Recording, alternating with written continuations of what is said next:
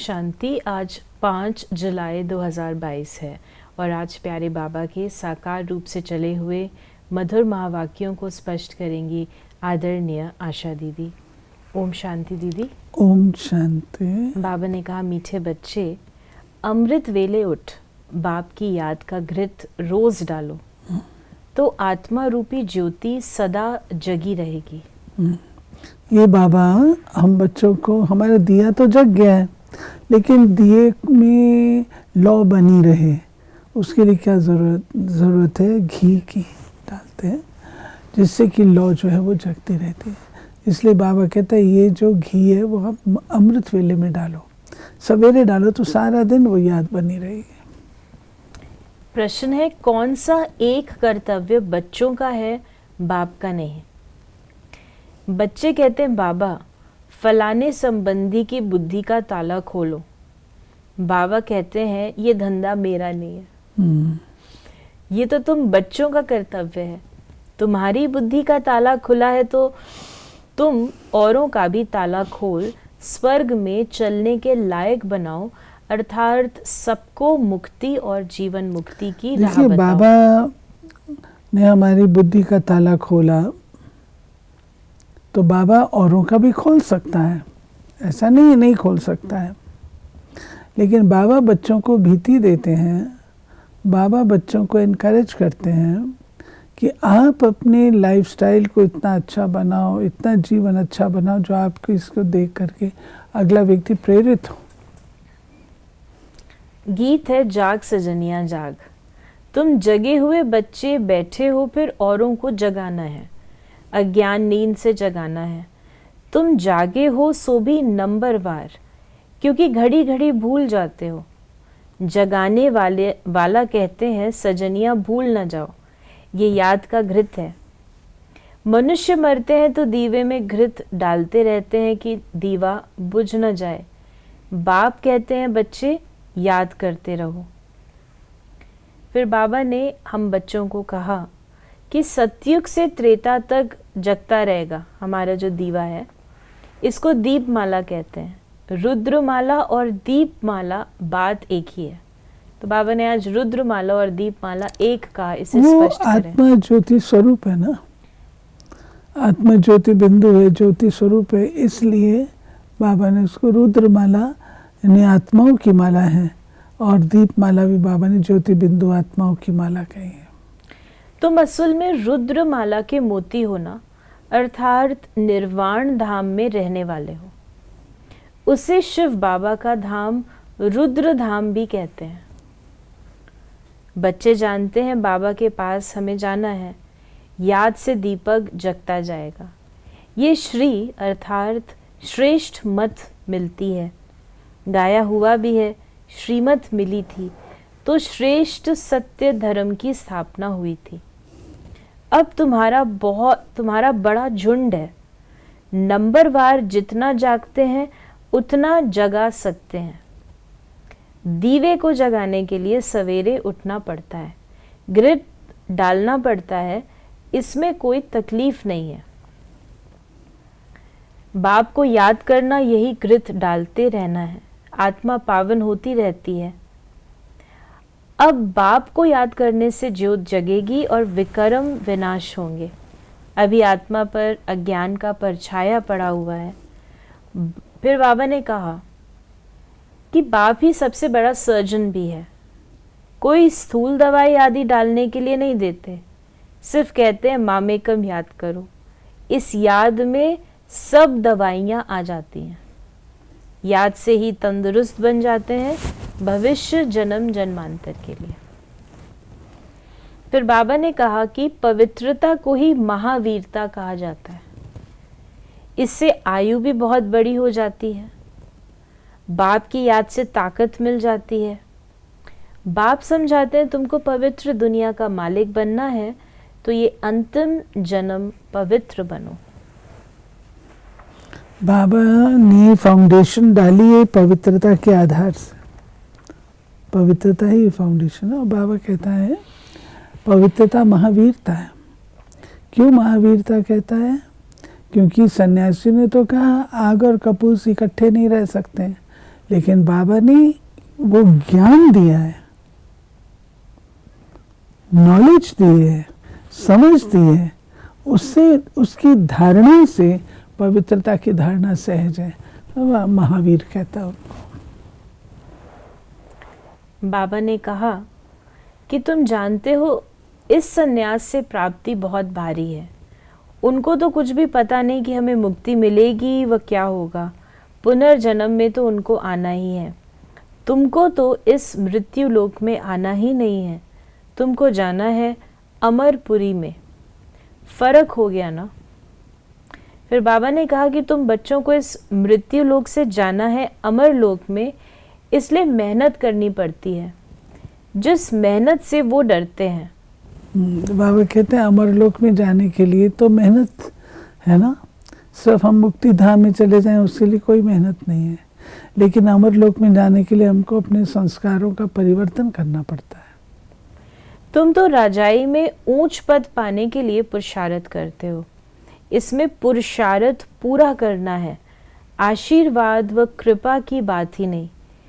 ऐसे नहीं कि हमारे पति की बुद्धि का ताला खोलो, आशीर्वाद करो, क्या हम सभी का ताला खोल देंगे? तुम बच्चों की बुद्धि का ताला खुल जाता है, फिर भी मेहनत तुमको करनी है। बाबा किसका ताला खोलते नहीं है। ड्रामा अनुसार जिन बच्चों को शूद्र से ब्राह्मण बनना है उन्हों को आना ही है। और कई बार बाबा कहते हैं कि हम यही समझते हैं कि बाबा ही हमारी बुद्धि का ताला खोलता है।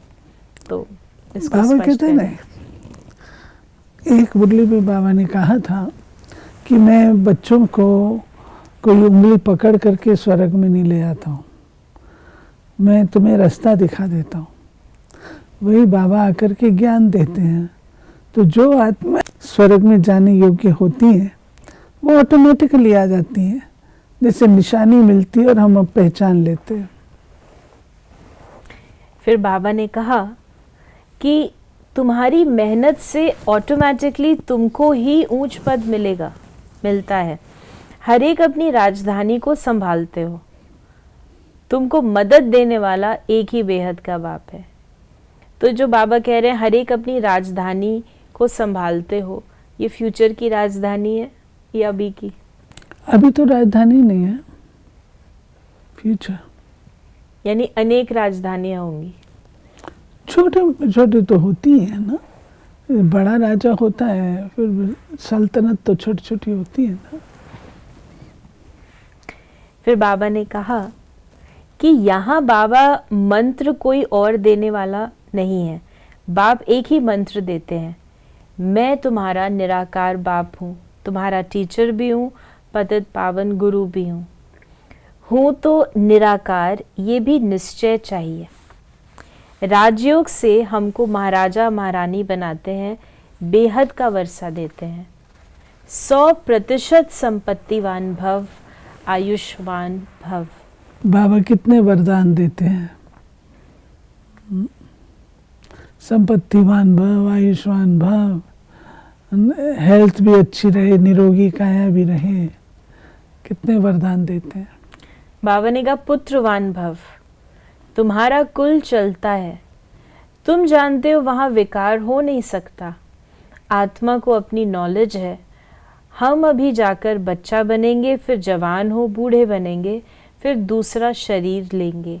वहाँ की रस्म रिवाज और यहाँ की रस्म रिवाज और ही है। फिर बाबा ने कहा संगम युग का अर्थ ही है पुरानी दुनिया का विनाश, नई दुनिया की स्थापना।